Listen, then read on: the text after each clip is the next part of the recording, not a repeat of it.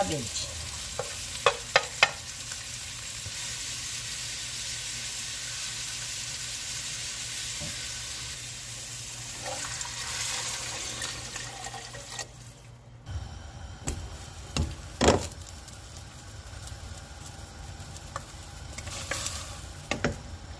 That's tofu. Ating sotanghon. Patis.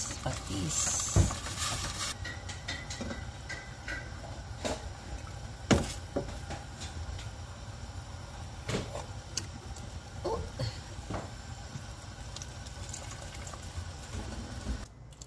So, ayan na. Luto na yung ating sotanghon soup.